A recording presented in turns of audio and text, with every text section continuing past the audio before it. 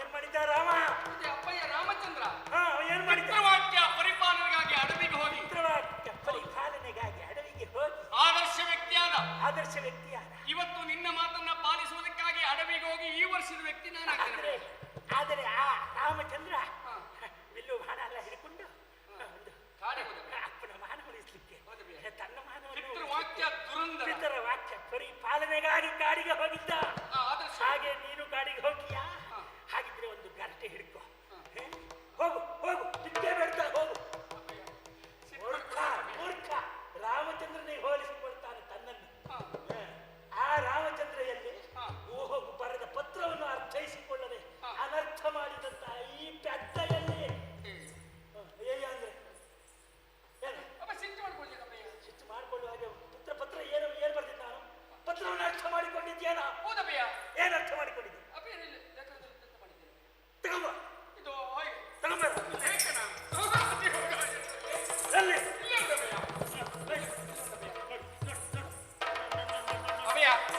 ತಲೆ ಕೆಳಗಾಯ್ತಪ್ಪಯ್ಯ. ಕೆಳಗಾಗಿ ಸರಿ ಮಾಡುವ. ನೋಡಿದ್ರು ನಾ ಬರೆದ ಪತ್ರ ಹೌದಾ? ನೀವು ಬರ್ದಿದ್ದಲ್ಲ ಅಪ್ಪಯ್ಯ? ನಾನು ಬರೆದದ್ದು ಹೌದಾ? ಅನುಮಾನವಿಲ್ಲ. ಇದು ಉಂಟು ಚಂದ್ರಹಾಸ ಕೊಟ್ಟದ್ದು ಇದನ್ನೇ ಅಲ್ವಾ? ನಿಮ್ದು ಇದು ಉಂಟಲ್ಲ ಓದ್ಬೇಕಪ್ಪಯ್ಯ. ವಯಸ್ಸಾಯ್ತು, ಕಣ್ಣು ಕಾಣಿಸುವುದಿಲ್ಲ, ಗೊತ್ತಾಗ್ತದೆ. ಅಲ್ಲ, ನಾನು ಬರೆದದ್ದು ಹೌದು. ನೋಡಿ ಎಲ್ಲಿ ಬರ್ತಿದೆ ಬಾಯಿ ಇಲ್ಲಿಂದ ಭಯ್ಯ. ಬಾರೆ. ಶ್ರೀಮತ್ತ ಸಚಿವ ಶಿರೋಮಣಿ ದುಷ್ಟ ಬುದ್ಧಿ ಅಂದ್ರೆ ಯಾರ? ನಮ್ಮಪ್ಪಯ್ಯ. ನಾನು. ಹೌದಪ್ಪಯ್ಯ, ನಮ್ಮಪ್ಪಯ್ಯ. ಅರ್ಥ ಆಗಿದೆ. ಸುಪ್ರೇಮದಿಂ ತನ್ನ ಮಗ ಮದನಂಗೆ ಅಂದ್ರೆ ಯಾರಿಗ? ನನಗೆ ನಿನಗೆ. ಮಿಗೆ ಪರಸಿ ಪರಸಿ ಸಂತೋಷದಿಂದ ಮುತ್ತು ಮಗನಾಗಿರುವಂತ ಮದನಂಗೆ ಹರಸಿ ನೇಮಿಸಿದ ಕಾರ್ಯಂ ಆಜ್ಞೆ ಮಾಡಿದ ನೇಮಿಸಿದ ಕಾರ್ಯಮಿ ಅಂದ್ರೆ ಏನ? ನೇಮಿಸಿದ ಕಾರ್ಯಮು ಈ ಚಂದ್ರಹಾಸಂ. ಚಂದ್ರಹಾಸಂ ಅಂದ್ರೆ ಓಲೆಯನ್ನು ತಂದಂತಹ ಚಂದ್ರಹಾಸಂ. ಚಂದ್ರಹಾಸನು. ಹಾಸಂ ಅಂದ್ರೆ ನೂ. ಹಾಸನು ಪ್ರಥಮ ವಿಭಕ್ತಿ. ಹಾಸನು ಅದು ಹೆಚ್ಚಾಗಿ ನಿನಗೆ ಚಂದ್ರಹಾಸಂ. ಎಲ್ಲಿ ಹೋಯ್ತಾ? ಚಂದ್ರಹಾಸಂ. ಹೌದು, ಹಾಸಂ ಹೋಯ್ತಾ? ಎಲ್ಲಿ ಹೋಯ್ತಾ? ಇಲ್ಲುಂಟು ಚಂದ್ರಹಾಸಂ. ಮಹಾಹಿತ ನೆಮಗೆ ಹಿತ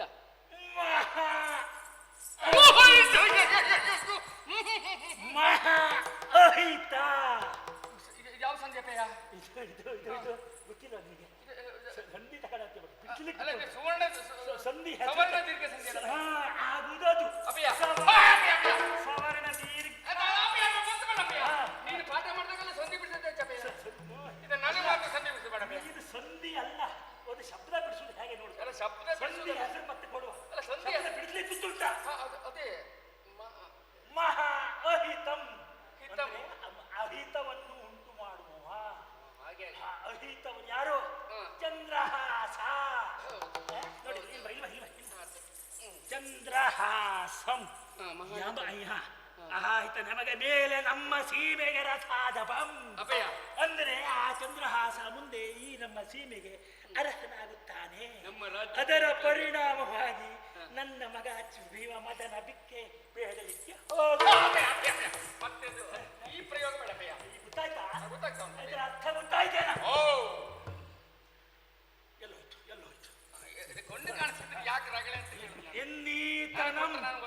ಎಂದೀತನಂ ಕಳುಹಿಸಿದೆವು ನಿನ್ನ ಬಳಿಗೆ. ಇದನ್ನರಿಯುವುದು ನರಿಯಲ್ಲ, ಇದನ್ನು ಅರಿಯುವುದು, ತಿಳಿದುಕೊಳ್ಳುವುದು ಅಂದ್ರೆ ಮೇಲಿಂದ ಮೇಲೆ ಅಲ್ಲ, ಜೀರ್ಣ ಮಾಡ್ಕೊಳ್ಳೋದು. ಇದರ ಅರ್ಥವನ್ನು ರಕ್ತಗತ ಮಾಡಿಕೊಳ್ಳುವುದು ಸಂಪೂರ್ಣ ಅರ್ಥ. ನಾಳೆ ಅದನ್ನು ರಕ್ತದಲ್ಲೇ ಬಿಡ್ತೇನೆ.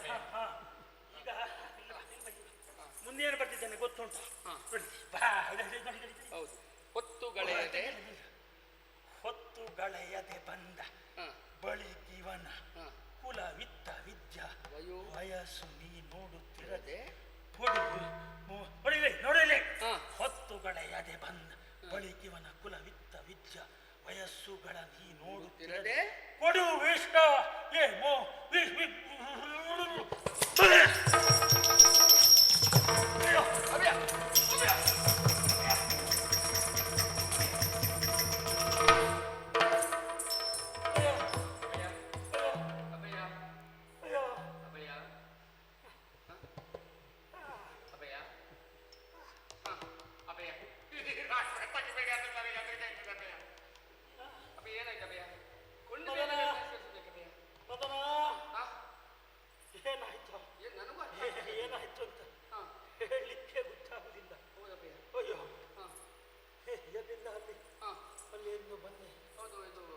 ಚಂದ್ರಾವತಿಯಿಂದ ಬಿಸಿಲಲ್ಲಿ ಬಂದೇನೆ. ಹೌದಪ್ಪಯ್ಯ.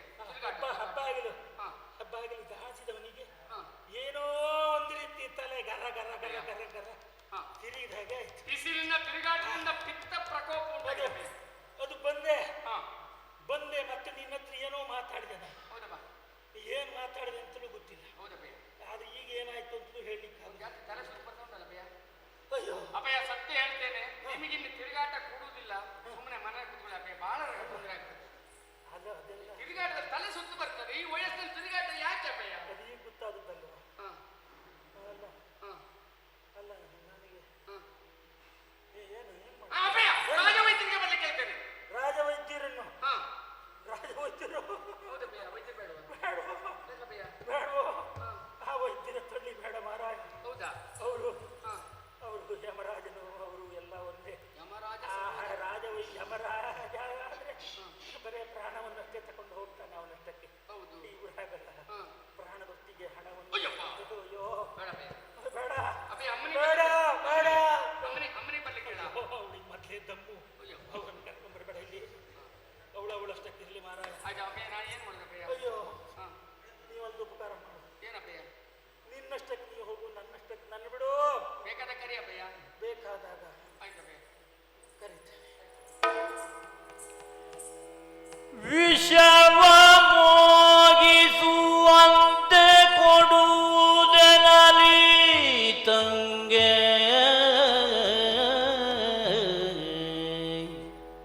ವಿಷವ ಮೋಹಿಸುವಂತೆ ಕೊಡುವುದೆನಲಿ ತಂಗೆ, ವಿಷಯ ಮೋಗಿಸುವಂತೆ ಕೊಡುವುದೆಂಬಿಲೇಖ, ಮೋಹಿಸುವಂತೆ ಕೊಡುವುದೆಂಬಿಲೇಖ.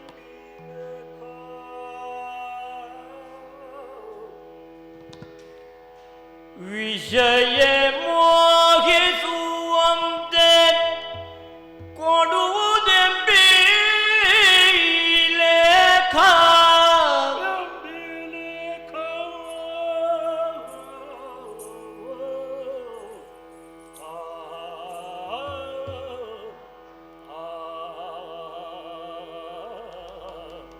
ವಿಧಿಯವಿದು ವಿಧಿಕೃತವೋ, ವಿಧಿಯವಿದು ವಿಧಿಕೃತವೋ,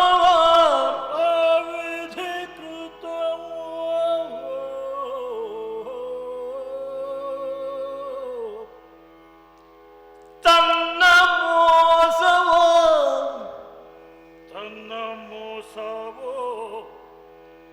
ಏನು ಹೇಳಲಿ ವಿಧಿಯವಿದು ವಿಧಿಕೃತವೋ, ತನ್ನ ಮೋಸವೋ, ಬರೆದವನ ಮರೆವೋ,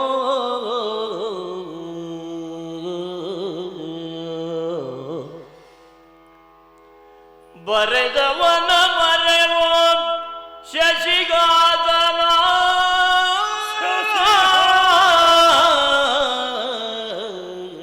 ವಂಚನೆಗಳಾಗಿರಬಹುದೇ. ಬರೆದವನ ಮರವೋ, ಮೋಸವೋ,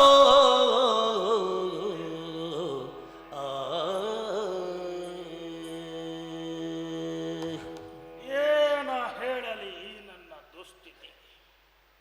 ನಾನು ಬಯಸಿದ್ದೇನೆ, ನಡೆದಿದ್ದೇನೆ. ಚಂದ್ರಹಾಸನ ಹೆಣವನ್ನ ನೋಡುವುದಕ್ಕೆ ಅಪೇಕ್ಷಿಸಿದೆ. ಆದರೆ ಇಲ್ಲಿ ಬಂದು ನೋಡುತ್ತೇನೆ, ಚಂದ್ರಹಾಸ ಮದುಮಗನಾಗಿ ವೈಭವದಿಂದ ಕಂಗೊಳಿಸುತ್ತಿದ್ದ. ಚಂದ್ರಹಾಸನ ಮದುವೆ ನಡೆದು ಹೋಗಿದೆ ನನ್ನ ಮಗಳಾದಂತಹ ವಿಷಯದೊಂದಿಗೆ. ಹಾಗಿದ್ದರೆ ತಪ್ಪಿದ್ದಲ್ಲಿ ಈ ದುಷ್ಟ ಬುದ್ಧಿ ಮಾಡುವ ಯಾವುದೇ ಕೆಲಸವನ್ನು ಅತ್ಯಂತ ಜಾಗೃತ ಮನಸ್ಕನಾಗಿ ಮಾಡುವಂತಹ ವ್ಯಕ್ತಿ. ಬುದ್ಧಿಯು ಪ್ರಚೋದಿಸಿದಂತೆ ನನ್ನ ಕಾರ್ಯವನ್ನ ನಿರ್ವಹಿಸುವಂತಹ ವ್ಯಕ್ತಿ. ಆದಷ್ಟು ಜಾಗರೂಕತೆಯಿಂದ ಬರೆದಿದ್ದೇನೆ ಬರೆಯಬೇಕಾದಂತಹ ಲೇಖನವನ್ನು. ಆ ಲೇಖನವನ್ನ ಇಂದು ಓದಿ ನೋಡಿದ ಲೇಖನದ ಒಕ್ಕಣೆ ಸರಿಯಾಗಿಲ್ಲ. ಮಗನಾದಂತಹ ಮದನನು ಹೇಳಿದಂತೆ ವಿಷಯ ಮೋಹಿಸುವಂತೆ ಎಂಬುದಾಗಿ ಬರೆಯಲ್ಪಟ್ಟಿದೆ. ಈ ದುಷ್ಟಬುದ್ಧಿ ಅಷ್ಟೊಂದು ಅಜಾಗ್ರತೆಯನ್ನ ಮಾಡಿರಬಹುದೇ? ಸಾಧ್ಯವಿಲ್ಲ. ಹಾಗಿದ್ದರೆ ವಿಧಿಯ ಕೈವಾಡವೇ ಇದು. ಹೇಳುವುದು ಹೇಗೆ? ಅಥವಾ ಚಂದ್ರಹಾಸನ ಕುತಂತ್ರವೇ? ಹೇಗೆ ನಿರ್ಧರಿಸುವುದು? ಏನು ಸಾಕ್ಷಿ ಇದೆ ಅದಕ್ಕೆ?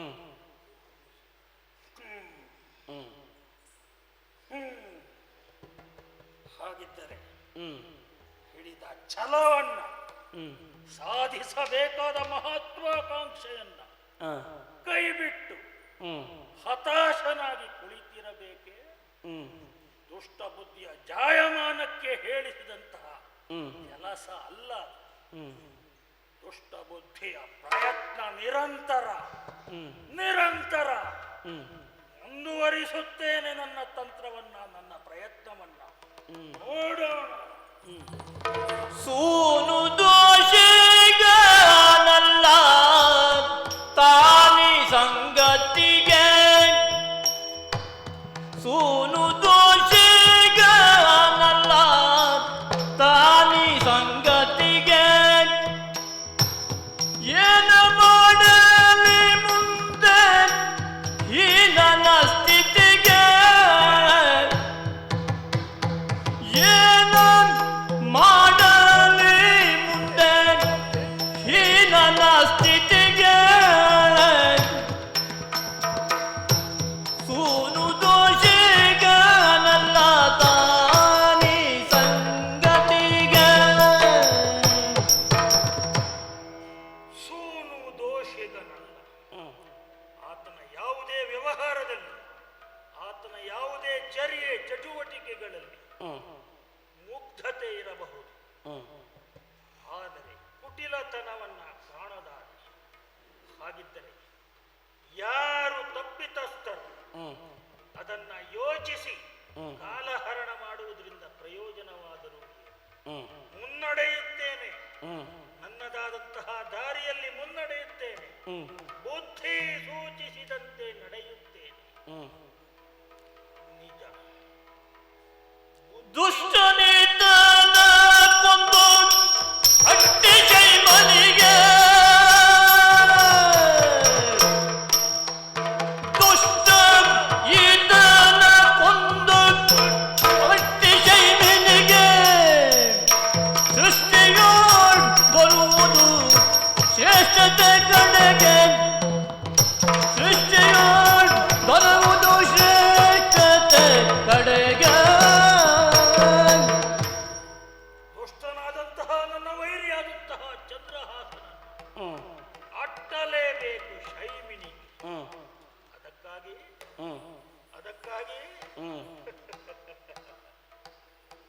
ಮದನ, ಓ ಮದನ, ಅಪ್ಪಯ್ಯ, ಹ, ಸ್ವಲ್ಪ ಸಮಾಧಾನ ಆಯ್ತಪ್ಪಯ್ಯ. ಸ್ವಲ್ಪ ನನಗೂ ಅಲ್ಲಿಂದಲಿಗಾಯ್ತಪ್ಪಯ್ಯ. ಅಲ್ಲಿಂದ ಅಲ್ಲಿಗಾಯ್ತಾ? ಅದು ಯಾಕ ಮದುವೆ? ಅದೇನು ಮದುವೆ ನೆರವೇರಿಸಿದೆ? ನೀನು ಕಳಿಸಿದ ಚಂದ್ರಹಾಸನ ಹೌದು ಹೌದು ಹೌದು. ನಮ್ಮ ತಂಗಿ ವಿಷಯ ಕೊಟ್ಟು ಈಗ ಎಲ್ಲ ನೆನಪಾಗ್ತಾ ಇದೆ. ಈಗ ನೀನು ಮಾಡಿದ್ದು ಸರಿಯಾಗಿಯೇ ಇದೆ ಮಗನೇ. ನಾನು ನಿನ್ನನ್ನು ಬೈದನೇನೋ? ಇಲ್ಲಪ್ಪ. ಇಲ್ಲ, ನನಗೆ ಏನಾಯ್ತು ಅಂತ ಈಗಲೂ ಗೊತ್ತಾಗ್ತಾ ಇಲ್ಲ. ಹೌದಪ್ಪಯ್ಯ. ಏನೇ ಆಗ್ಲಿ ಈ ಮದುವೆಯನ್ನ ಚೆನ್ನಾಗಿ ನೆರವೇರಿಸಿದೆಯೇನೋ? ಹೌದಪ್ಪಯ್ಯ. ಬಂದವರೆಲ್ಲ ಏನ್ ಹೇಳಿದ್ರು? ಬಾಳ್ ಒಳ್ಳೆದಾಗಿತ್ತು. ಅಲ್ಲೋ ಮದುವೆಗೆ ಈ ಇದು ದಾನ, ಅಭಯ, ದಕ್ಷಿಣೆ. ಅಲ್ಲ ಅಭಯ, ಇದು ಮದುಮಕ್ಕಳನ್ನ ನೀನು ನೋಡ್ಲೇ ಇಲ್ಲಲ್ಲ? ಅಯ್ಯೋ, ಅಯ್ಯೋ, ಅಯ್ಯೋ, ಅಯ್ಯೋ, ಅಯ್ಯೋ. ಅಭಯ, ಅಭಯ ಬಂದ, ಬೇಗ ಬನ್ನಿ. ತಲೆ ಹತ್ತೋಯ್ತು, ತಲೆ ಹತ್ತೋಯ್ತು.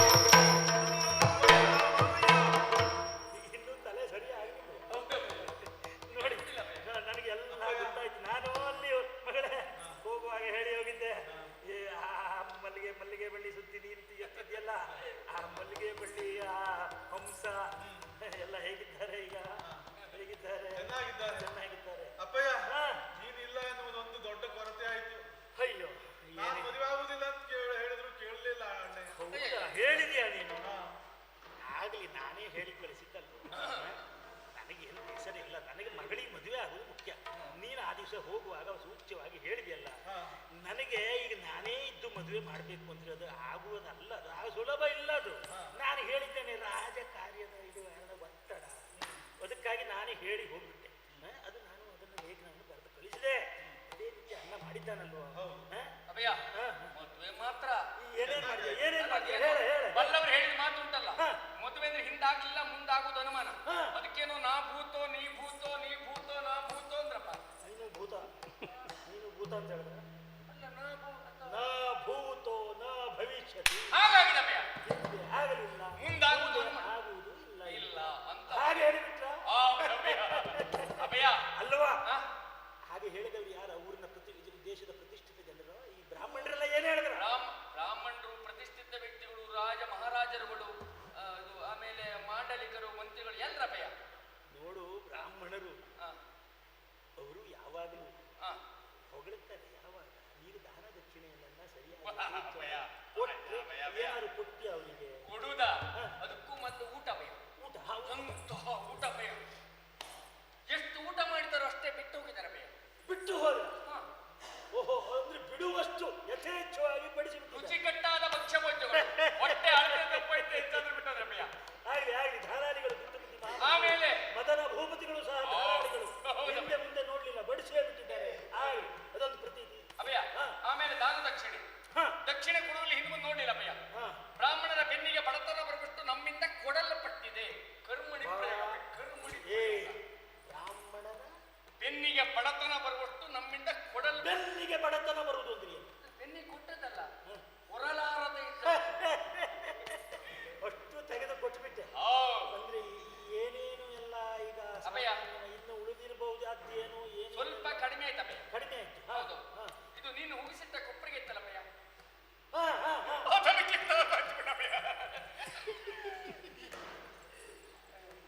ಆಮೇಲೆ ಮತ್ತು ಕಡಿಮೆ ಆಯ್ತು ಅಂತ ಯಾರೋ ಹೇಳಿದಾಗಿತ್ತು.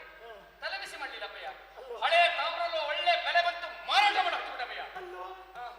ಕೊಟ್ಟಿದ್ದು ಸರಿ ಆಯ್ತು, ಆದ್ರೆ ಈಗ ನಿನ್ನ ಮದುವೆ ಮಾಡುದಿದ್ರೆ ಹೇಗೆ? ಆಮೇಲೆ ನಾನು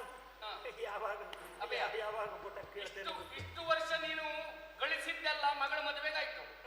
ಇನ್ನೇನಾದ್ರೂ ಗಳಿಸಿದ್ರೆ ನನ್ನ ಮದುವೆಗಾಗ್ತದೆ.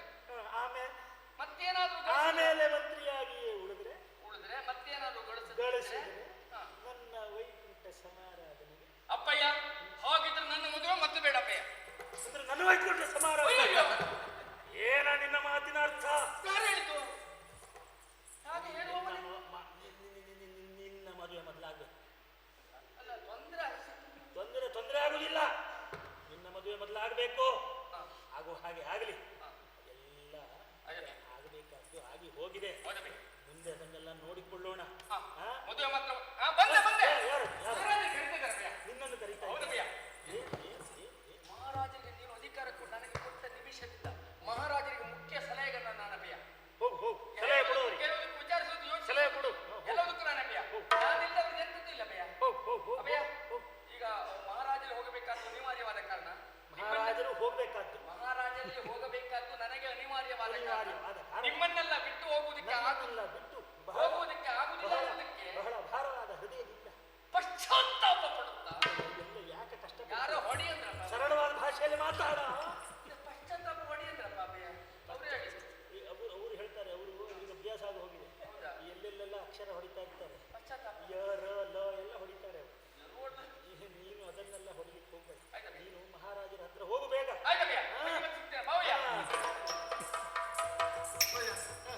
ಚಂಪಕಮಾಲಿನಿ ರಾಜಕುಮಾರಿ ಈಗ ಒಟ್ಟಾರೆ ಈ ಅಣ್ಣ ತಂಗಿ ಇಬ್ರು ಬಹಳ ಬೇಡಿಕೆಯಲ್ಲಿರುವ ವ್ಯಕ್ತಿಗಳು. ಹೋಗು ಮಗಳೇ, ಹೋಗು. ಆಯ್ತಪ್ಪ.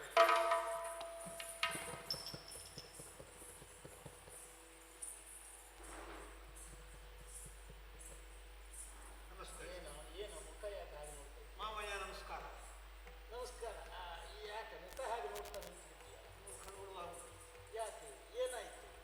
ಸಂತೋಷ, ಮಗಳ ಮದುವೆ ಆಗಿದೆ ಎಂಬ ಕಾರಣಕ್ಕೆ. ತಂದೆಗೆ ಮಗಳ ಮದುವೆ ಆದ್ರೆ ಅದು ನಿನ್ನಂತಹ ವ್ಯಕ್ತಿಯೊಂದಿಗೆ ಮದುವೆ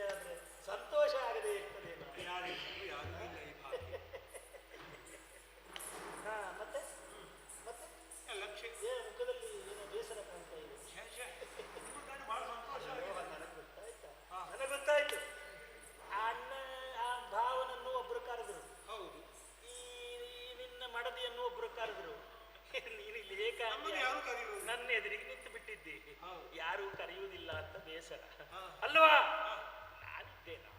ನಾನಿದ್ದೇನಾ? ಅಪ್ಪಣೆ ಯಾರು? ನನಗೆ ನೀನು ಬೇಕಾ? ಈ ಮಹಾಮಂತ್ರಿಗಳಿಗೆ